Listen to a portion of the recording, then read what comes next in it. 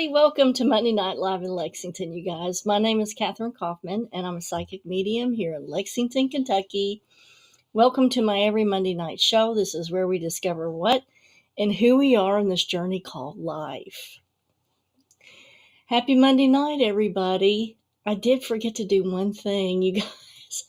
I forgot to put up the Facebook page so that I could see the comments. I don't know if I can do it while the stream is going or not. We'll check it out and see. I don't know. Let's see if we can do this.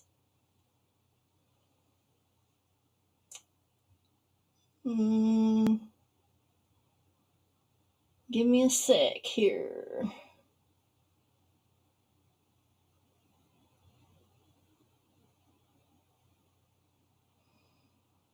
Let's see if it's going to work. Yeah, here we go.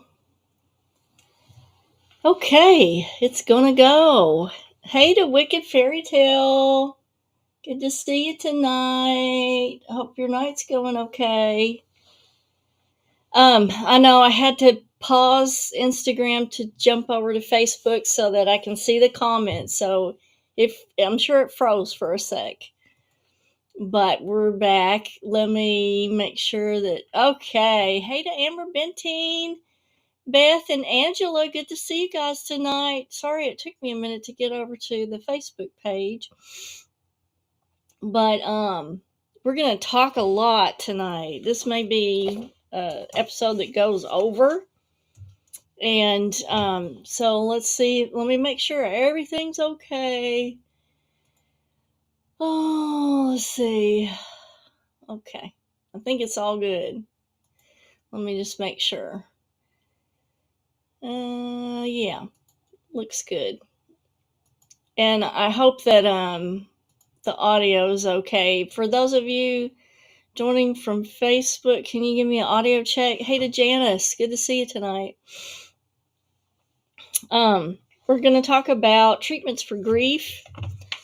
Certainly, any kind of loss you can use these treatments for, or if you are just in a general funk for the year, like maybe you lost your job, maybe you had some kind of major life change and you're going through a funk. This is, kind of addressing those type of things too. So you can use these for just about anything.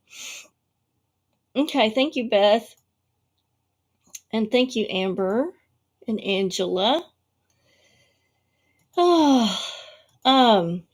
So housekeeping. And you guys probably saw the video where I've retired. I'm not going to be doing full-time readings anymore, but I still will be doing part-time readings on video and phone. For my regular clients, you can still get in to see me, but you'll need to message me privately and just use the telephone number to text me to let me know that you want to get in to see me, because I'm not doing any new in-person readings anymore. It's going to be, now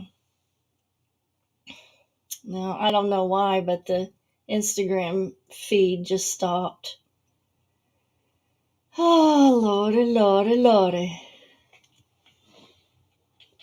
So Instagram, you're going to have to catch up. We're talking about treatments for grief tonight. But anyway, I was getting back to the housekeeping part of it, which is just, updating you guys that I've retired and I'm only working part-time now. The website is still up and you can still get a reading, but not an in-person one if you're a new client. If you're a regular old client, you can text me and request an in-person and we'll work something out for you. And I also won't be doing any more mediumships. They're just too hard on my health at this stage in the game. For those of you that have been following the back injury I have, I've got news on that. Because at first I thought it was SI, but I've been going to the doctor and going to PT. And we're now thinking that it is a T12 some kind of T12 problem. So that's something different that we'll have to address. And the worst thing for me to do is to sit straight up like I'm doing right now, but the show's not too long, so I think I'd be able to make it through this. Let's get into this treatments for grief, shall we? Let's look at the first thing. We're going to go over 1, 2, 3, 4, 5, 6, 7 things, and I'm going to give you the short to the point. Now, if you guys have any questions, I'll be looking back at the Facebook page to see what the questions are. So Beth says that's why she had surgery. Not so much for me, where I only have one kidney. Surgery has to be like a life or death situation for me because I don't do well with anesthesia with one kidney. So we got to think other ways. You got to think other ways, which acupuncture has really helped a lot. And also wearing my infrared belt has helped a lot. So let's get into this grief business. First and foremost, I want to say to you guys, let me get this off. This is absolutely burning me up. What doesn't help for grief is having somebody tell you that it will get better in time. That does not help. Try not to tell anybody that, because they're going through it and that is the last thing that they want to hear.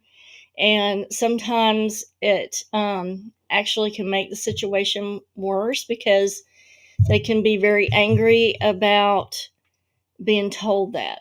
So what I always say is, it really doesn't get hugely better, but you just learn how to manage it.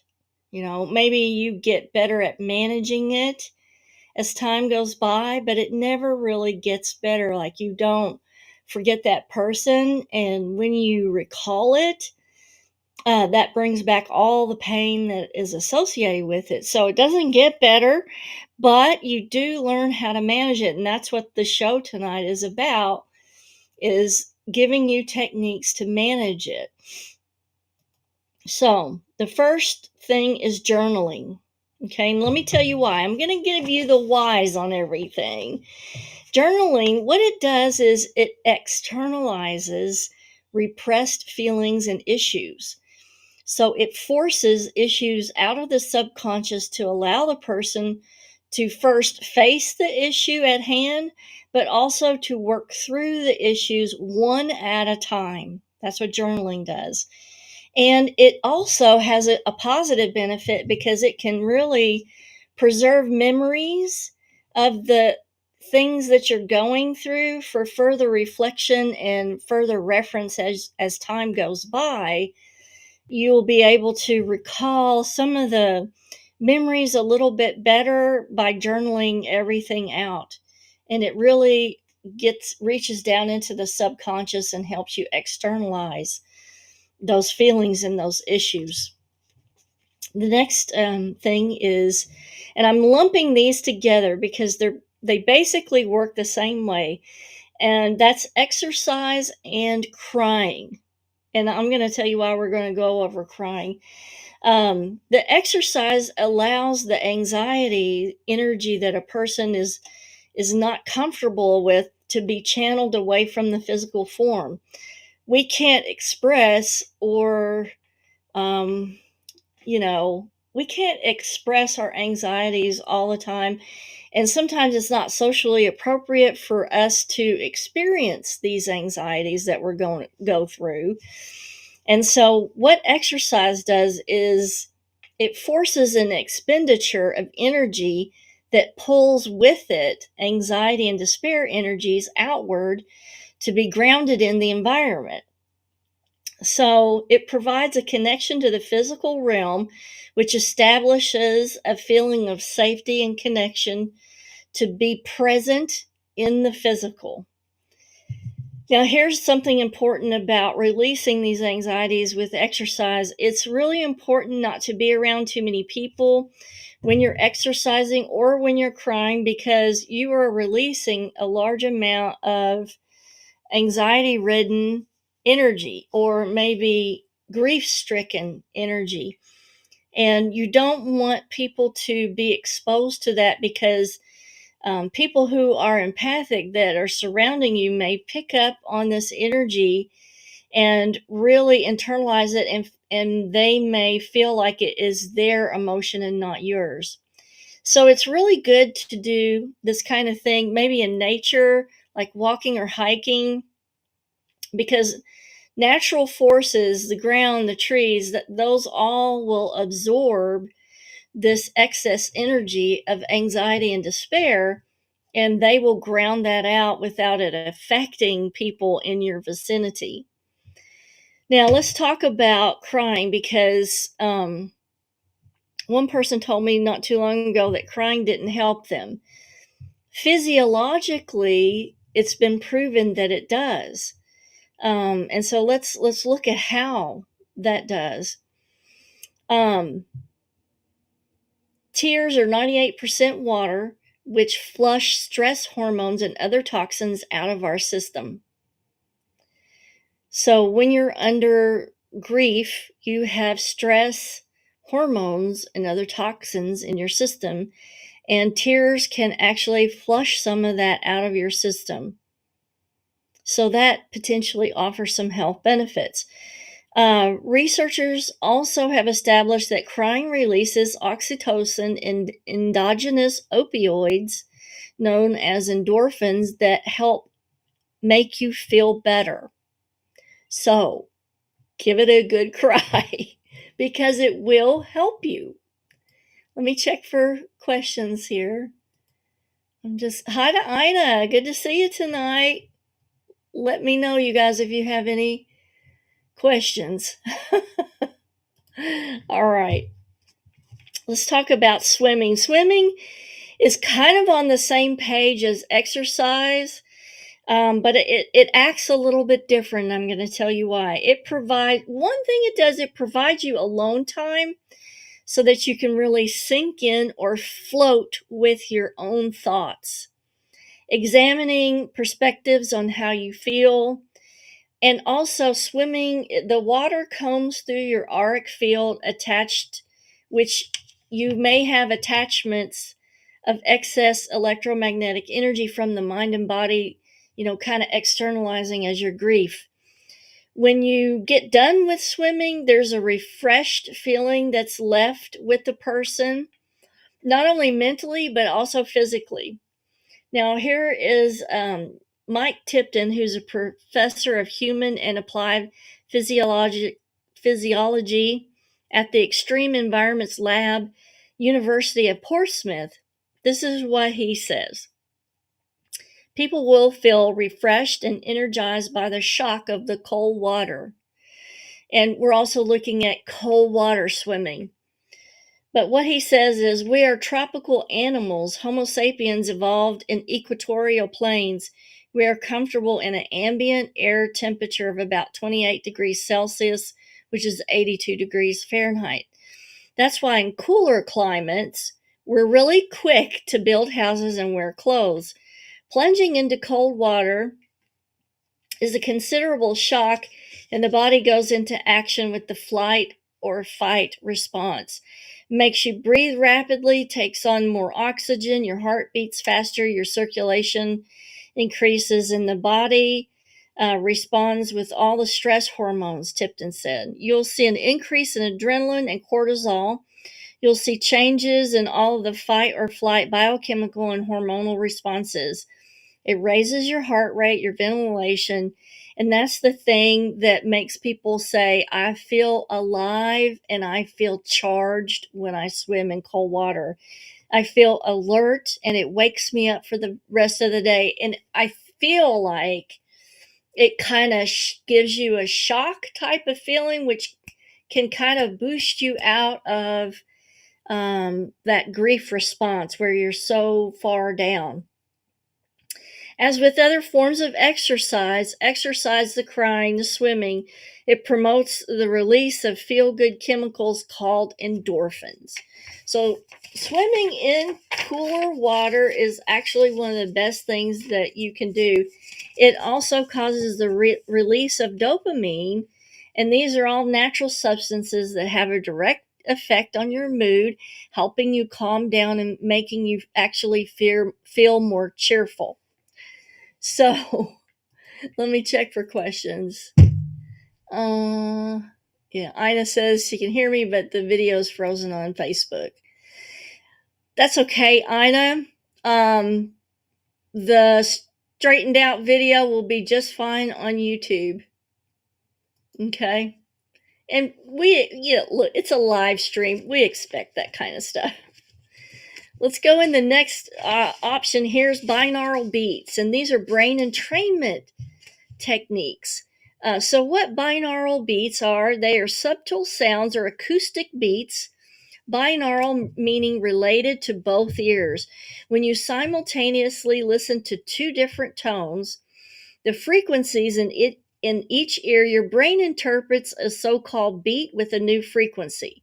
As your brain adjusts to this new frequency, it changes your brain waves. Some experts believe that this may impact certain brain functions that control the way that we think and feel. Your brain has several different waves associated with each specific type of thinking or mental state. Generally, the lower frequency waves are linked to relaxation and better sleep, while higher frequencies are tied to greater focus and problem solving. So the ones that we need to target when we're trying to feel better with these treatments for grief is delta wave, which promotes deep sleep, pain relief, and healing. Okay. Theta wave, which is deep relaxation and creativity. And alpha wave, which is stress reduction, positive thinking, and fast learning. So these come under the category of vibroacoustic therapy. It's sort of a deep technique using sound frequencies and vibrations that sort of affect the tissues. Now, you can also use other types of sound that actually go in the tissues, the vibration does, and it penetrates at the cellular level. And these would be solfeggio frequencies.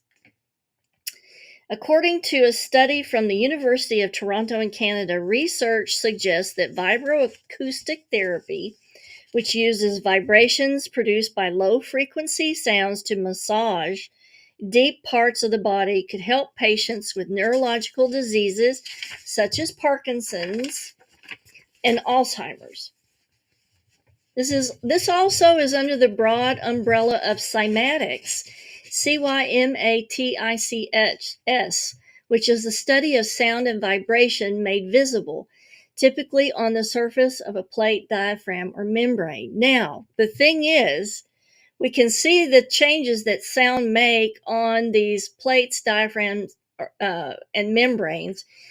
We can't see the effect that it has on our actual physical structure, but we are looking at these other physical structures being changed, and we know that these sounds can affect the molecular structure of the water inside the cell, causing it to become more formed and more effective.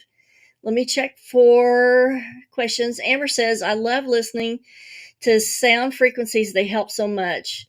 And this kind of gets back to when you're down and your favorite song comes on the radio and you pep right up.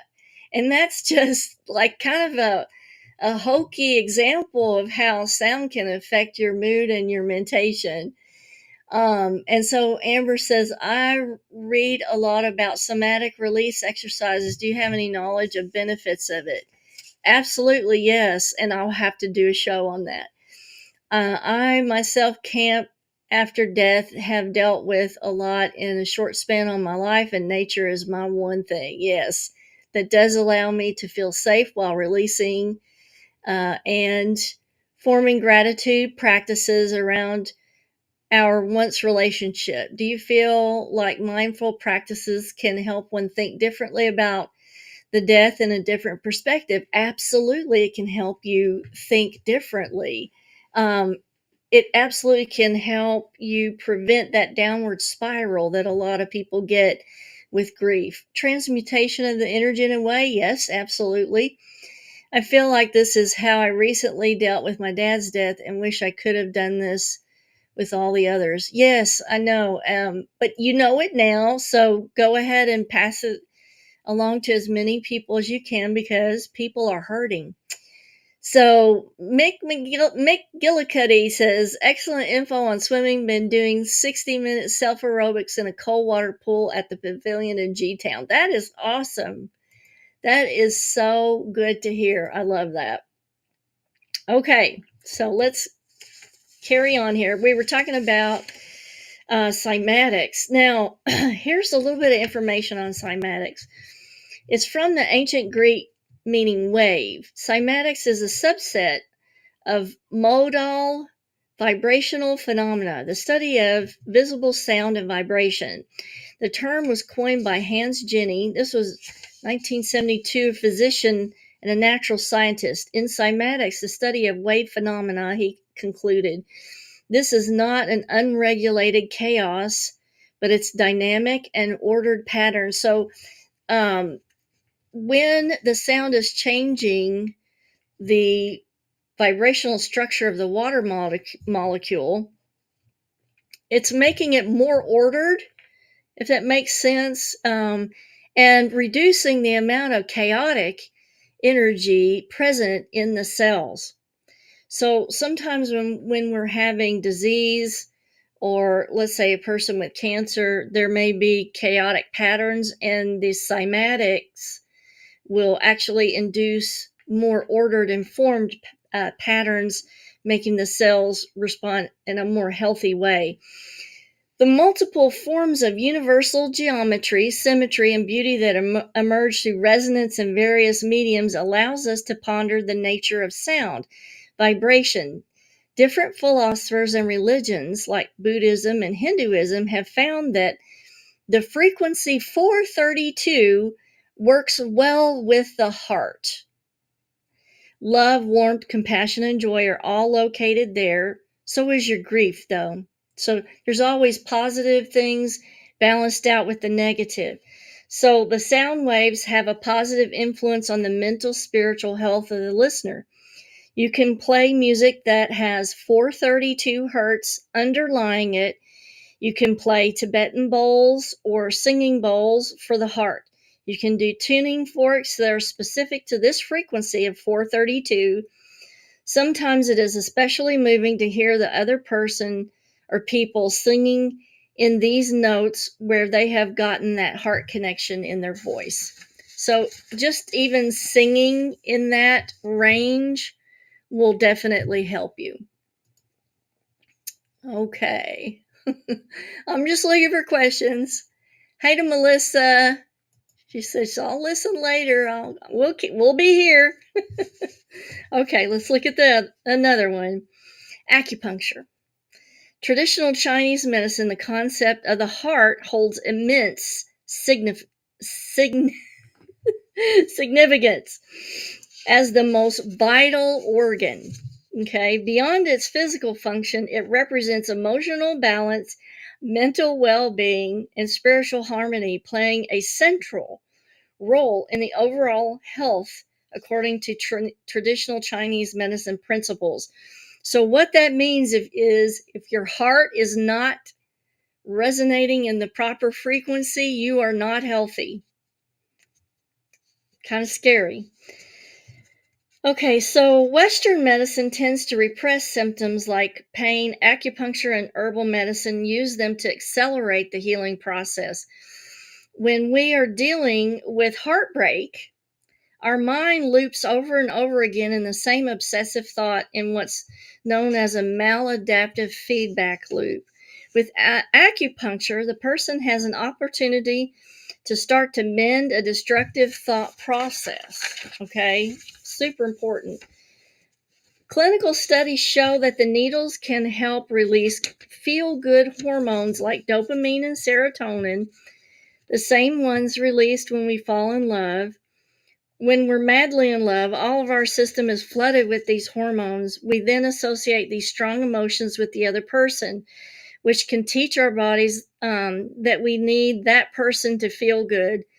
Once these same hormones are released with acupuncture, we are subconsciously reminded that it is possible to feel good again without our loved one. So, we're reminded of the possibility of something other than heartbreak in our body, mind, and spirit. That sounds pretty good, doesn't it? Some relief. Okay, check for questions, Kat. Check for questions, Kat. Let me refresh the page, because sometimes when I don't refresh it, we'll miss a few questions. Hey to Carrie, I'm so happy to see you tonight. Thank you for stopping in. The next one that we're going to go over is far infrared light. Far infrared light is a form of energy that is contained within both the sun and all living creatures. Did you know that? All living creatures have far infrared light. It is used in baby incubators in hospitals. Did you know that? It is used by farmers for hatching chicken eggs, and it is the energy that turtle eggs absorb from the sun while in the sand on the beach. Far infrared's benefits go far beyond heat. Heating is good for the body, especially in ridding infection, and beneficial effects of saunas are well known. But by using a far infrared sauna, you get the added benefits of increasing energy production by your cells, increasing collagen and elastin production of the skin, increased circulation, it burns fat calories, increases muscle relaxation, speeds recovery, boosts metabolism, and it also detoxifies the release of heavy metals stored in the body's fat cells. Studies have shown that using far infrared treatment at acupuncture points increases the serotonin levels of patients, and that's your super duper feel good hormone, improving the patient's mood. In other studies, rats were exposed to long-term infrared light, reduced some negative behaviors such as anxiety and depression. Well, if the rat can do it, so can we. So go to a place that has a far infrared sauna. Do yourself a favor. Give yourself a break. Here's another treatment, salt room. A salt room is short for Himalayan salt room, known as a salt cave, it's a place where a patron spends about 45 minutes to an hour relaxing in a zero gravity chair and breathing in air that's filled with micronized salt particles, basically mimicking the atmosphere and conditions of authentic European salt mines. This practice is known as salt therapy, otherwise known as halotherapy, and is a relatively new form of natural holistic medicine that's been gaining momentum all around the world. And those that have tried it are reporting remarkable results for the mind and body. The detoxifying effects of a salt room can help with breathing, reduce symptoms of various respiratory illnesses and skin conditions, reduced inflammation, strengthening the immune system, and reducing the signs of aging.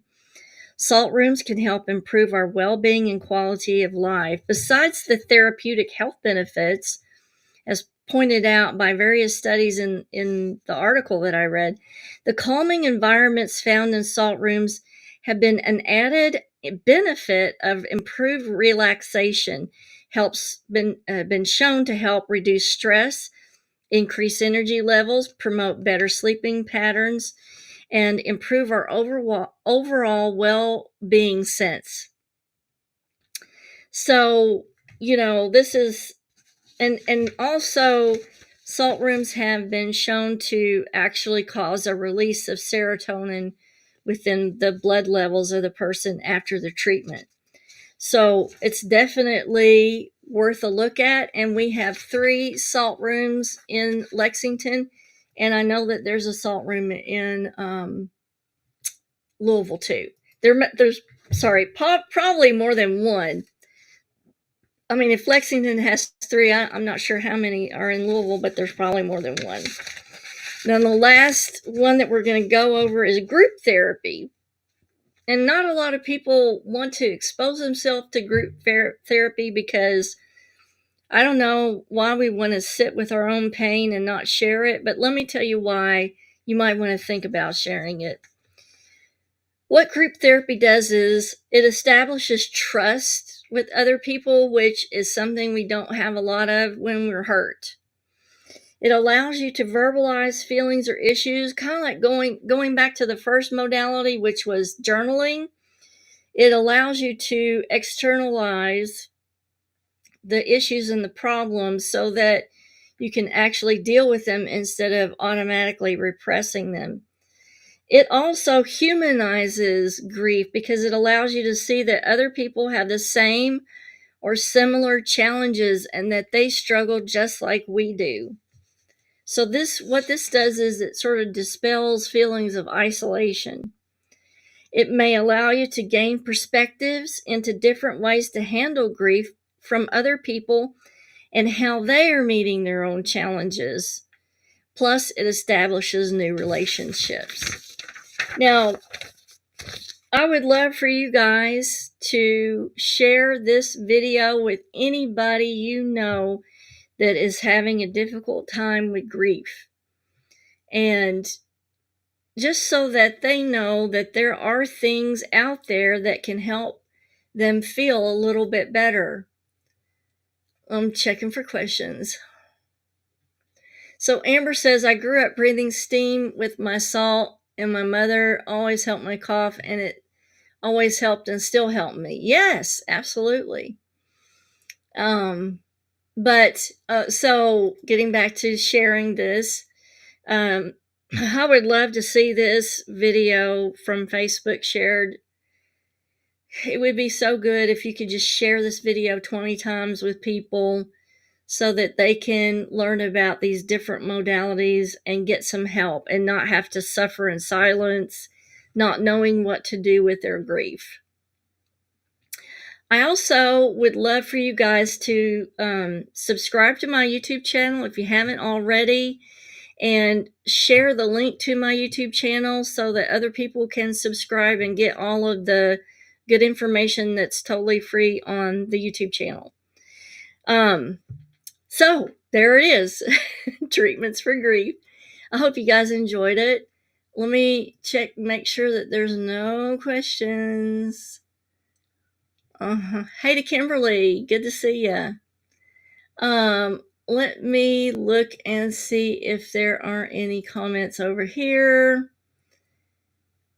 And Iva, good to see you. All right. And so, I hope you guys have a really fabulous week. And until next week, kisses from Kentucky, and I will see you guys later. Have a good one.